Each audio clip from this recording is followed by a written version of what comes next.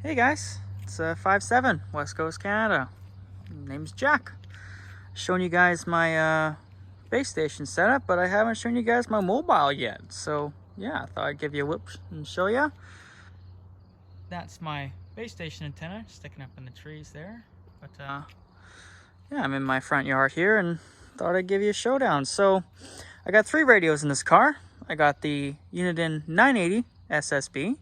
And I got the Uniden Bear Tracker 885, and I also have the Zastone D9000 VHF UHF ham radio. That's the ham radio antenna. This one's for the Bear Tracker 885, 980 with the good old-fashioned 102-inch whip. That little baby antenna in the back there is the scanner antenna. So I got 4 antennas in this truck. People are gonna say, yeah, you don't have a spring. Yeah, well, I've tried having a spring and it just makes my SWR worse. So I got a flat signal with it just as it is. So no point for the spring. I know it's not 108 inches without the spring, but for me, it works. And as I've tried it with springs, I've literally bought 3 separate springs, all barrel springs, all stainless steel springs. It just makes it worse. And you could say, well, you could change the location. True, but back's occupied. And I kind of like it better where it is. So that's going to stay there. Otherwise, that antenna, the Firestone, that thing's awesome too. Flat signal, no problems. I'll show you in the interior here. Here's all the action. So I've actually custom made myself.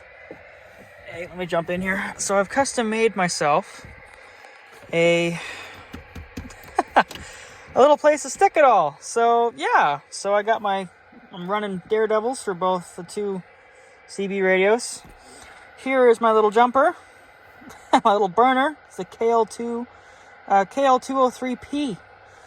This little guy, I got it in line with the 980, and it is awesome. It really, really works. It's so cool. Got my 2 speakers on the side, one for each of these 2 radios.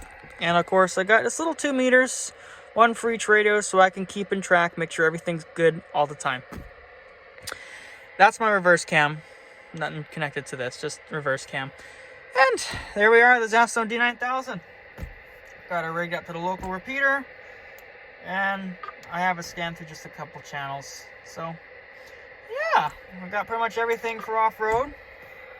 But you may ask why I have the this guy. This was actually, like, I know I got 2 different CB radios. Reason being, this was my first one. This is all I had before. And I wanted an AM radio with a scanner.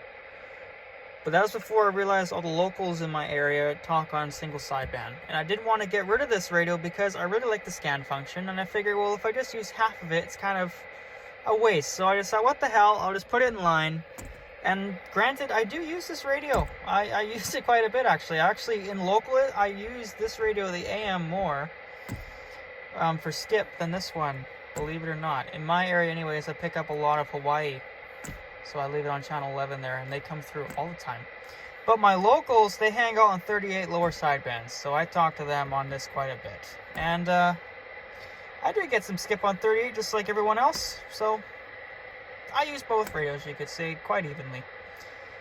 This guy, though, I just got my ham license just last year, and I'm part of where I live on Vancouver Island. We have this thing called the Island Trunking System, and there's a bunch of repeaters in line that cover the entire island on one repeater. Well, whole bunch of repeaters, but basically when you talk to one repeater, you talk to the rest. So that's what I mean by that. And it's actually this one. That's the Strathcona repeater, which is the closest to me. This repeater is for when I go camping out in the bush. It's on top of a mountain. And for where I go camping, this is the closest repeater to where I go camping, so I use this one. This repeater is connected and hooked up to the Island Trunking System, though, so for where I am right now, this would be the more realistic one to use, but when I'm out camping, where I go, this is the one I use. But yeah, so awesome little radio. Oh, looks like the locals are talking. It's great, because even when I have this antenna pinned back, I still hear everything. Of course, I don't transmit with it like that, but I still hear everything. So, yeah, so this is my little setup, little adventure rig. So, yeah, and this, of course, this is for this guy. So, yeah, I thought I'd show you guys. So, I'll give you a nice little look around again. That's the interior there. That's just my dash cam. And, yeah, does the job.